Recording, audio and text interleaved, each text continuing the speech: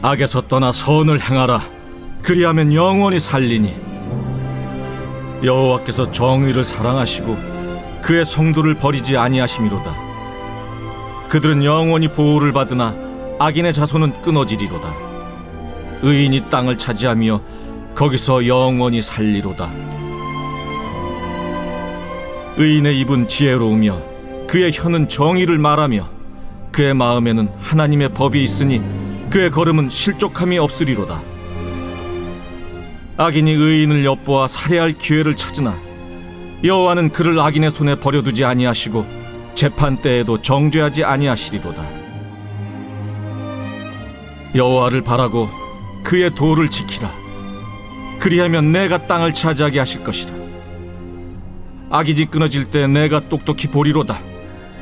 내가 악인의 큰 세력을 본즉 그 본래 땅에 서 있는 나무 잎이 무성함과 같으나 내가 지나갈 때 그는 없어졌나니 내가 찾아도 발견하지 못하였도다. 온전한 사람을 살피고 정직한 자를 볼지어다. 모든 화평한 자의 미래는 평안이로다. 범죄자들은 함께 멸망하리니 악인의 미래는 끊어질 것이나 의인들의 구원은 여호와로부터 오나니 그는 환난 때에 그들의 요새이시로다. 여호와께서 그들을 도와 건지시되 악인들에게서 건져 구원하심은 그를 의지한 까닭이로다.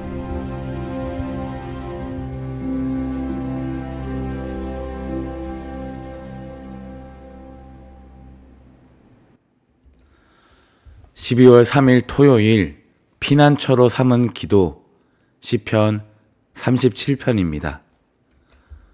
오늘은 시편 37편의 결론입니다.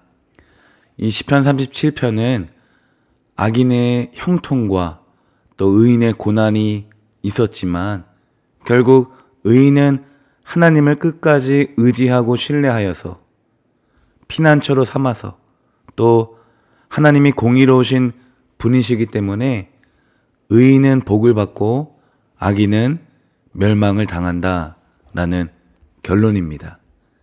27절에 악한 일을 피하고 선한 일을 힘쓰면 이 땅에서 길이길이 살 것이니, 오늘도 우리가 악한 일을, 이 악에 대해서 싸울 때는요 피하는 길밖에 없습니다.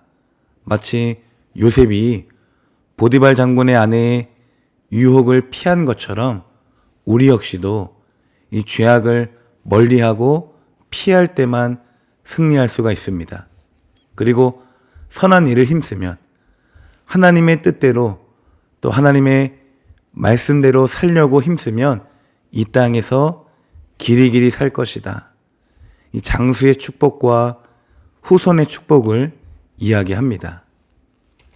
28절에 주님께서는 공의를 사랑하시고 그의 성도들을 돌보시기 때문이다.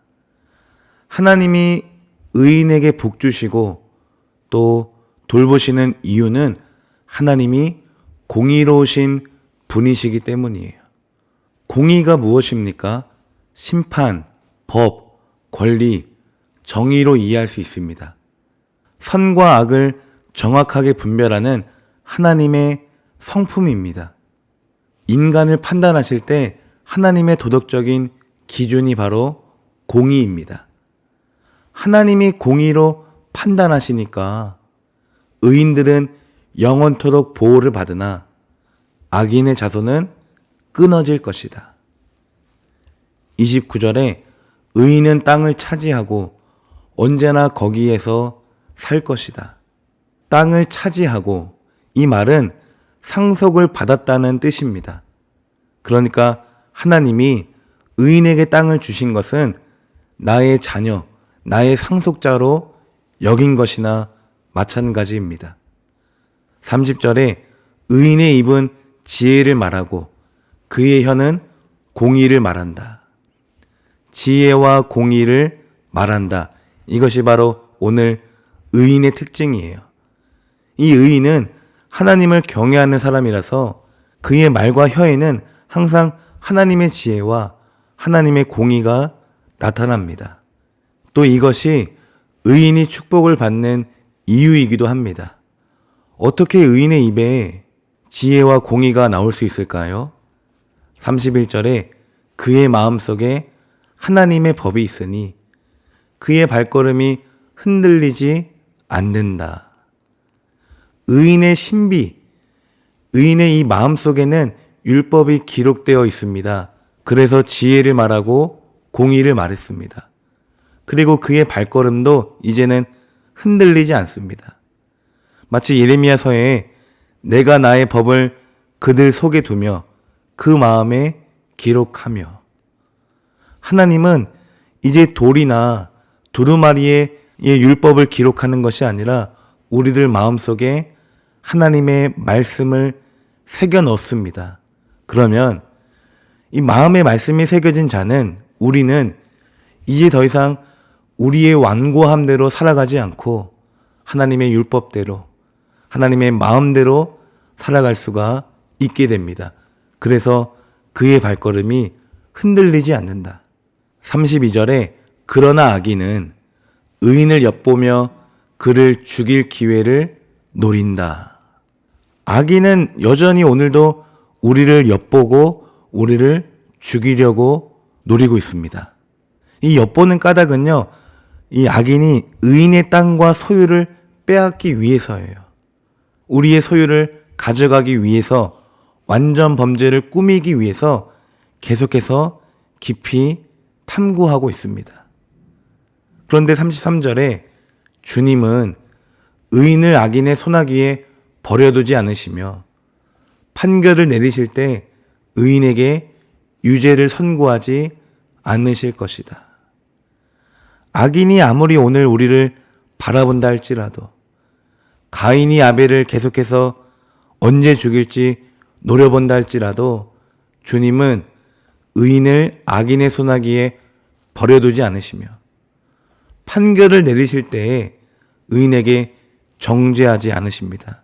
반드시 구원해 내십니다. 그러니까 다윗이 말하길 주님을 기다리며 주님의 법도를 지켜라. 주님께서 너를 높여주시어 땅을 차지하게 하실 것이니 악인들이 뿌리채 뽑히는 모습을 네가 보게 될 것이다. 다윗도 보았어요. 그리고 이 시를 읽고 이 시를 노래하고 듣는 모든 사람들에게 다윗이 경험한 이 믿음, 이 신앙을 전해줍니다. 악인이 형통하지만, 오늘 우리가 곤고하지만 반드시 하나님은 우리에게 땅을 주시고 약속하시고 복을 주신다. 그리고 악인들은 반드시 뿌리채 뽑히는 모습을 네가 보게 될 것이다. 악인의 멸망을 반드시 보게 될 것이다. 어떻게 봤습니까? 악인의 큰 세력을 내가 보니 본고장에서 자란 나무가 그 무성한 잎을 뽐내듯 하지만, 악인의 큰 세력, 이 번영하고 강한 힘을 말해요. 그들의 성공함을 말해요. 그런데 그 모습이 어떤 모습이냐면, 본고장에서 자란 나무, 본토에서 한 번도 옮겨 심은 적이 없는 그 나무, 원래 토양에서 자란 그 나무, 튼튼하고 더 크게 성장할 그 나무가 무성한 잎을 뽐내지만 36절에 한순간이 지나고 다시 보니 흔적조차 사라져서 아무리 찾아봐도 그 나무를 찾아볼 길이 없더라. 한순간에 악인의 결말이 찾아온다는 것을 말합니다. 악인의 형통이 완전히 소멸된다는 것을 이야기해요. 다윗의 간증입니다. 37절에 흠없는 사람을 지켜보고 정직한 사람을 눈여겨보아라. 평화를 사랑하는 사람에게는 미래가 있으나. 그러니까 지금 이 시를 듣거나 읽은 사람들에게 말하기를 악인의 형통에만 초점을 맞추지 말고 이제 너의 주위에 있는 흠없는 사람, 정직한 사람, 평화를 사랑하는 사람, 그 의인들에게 눈을 맞춰 보아라. 그들에게는 미래가 있다. 개역개정은 그들의 미래가 평안하다라고 말해요. 하나님과 화해를 했기 때문에 구원이 완성이 되고 영원한 행복을 누리는 그들을 눈여겨보아라. 반대로 범죄자들은, 이 악한 자들은 함께 멸망하고 미래가 없을 것이다. 여기서 함께 멸망한다는 것은 이들이 연합체이고 공동체이기 때문이에요. 예외는 없다. 악인은 누구나 멸망할 것이다. 미래가 없을 것이다 라는 말은 후손이 없다. 번영이 사라진다 라는 뜻입니다. 그러니까 의인은 미래가 있으나 악인은 미래가 없다. 악인에게는 영원한 소망도 영원한 행복도 하나님도 없을 것이다. 39절에 의인의 구원은 주님께로부터 오며 재난을 받을 때에 주님은 그들의 피난처가 되신다. 악인은 끊어지지만 의인은 구원받습니다. 이 구원의 주체를 보세요. 주님께로부터 오며 또 주님이 주어입니다. 주님은 그들의 피난처가 되신다. 40절에 주님이 그들을 도우셔서 구원하여 주신다. 그들이 주님을 피난처로 삼았기에 그들을 악한 자들에게서 건져내서 구원하여 주신다.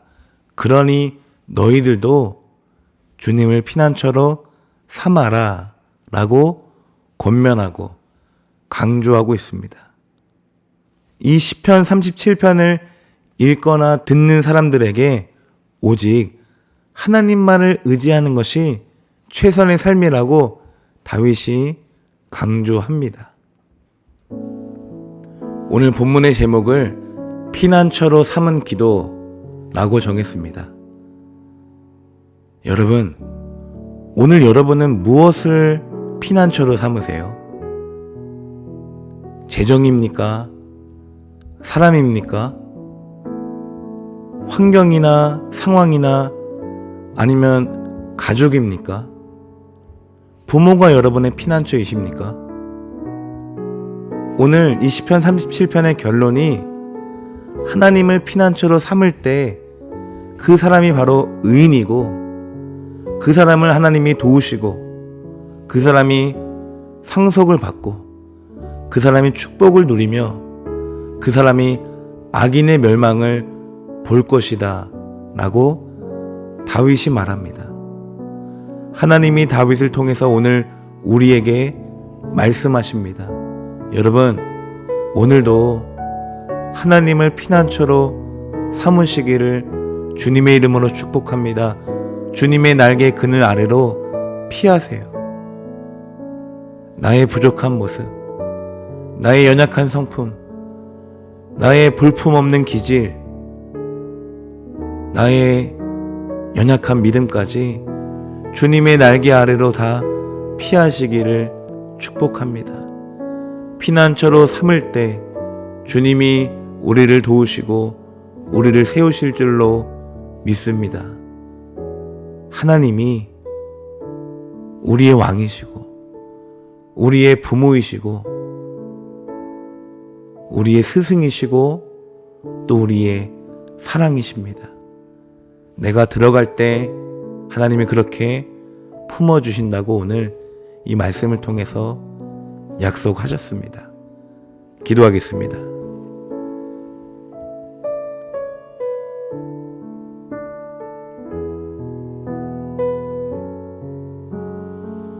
하나님 아버지 감사합니다. 오늘 주님에게로 다시 피합니다. 사람에게 숨는 것이 아니고 또 동굴에 숨는 것도 아니고 오직 나의 마음과 뜻과 힘을 다하여 주님을 사랑하면서 주님의 품속으로 주님의 마음속으로 주님의 말씀 속으로 날개 그늘 아래 우리의 몸을 숨깁니다.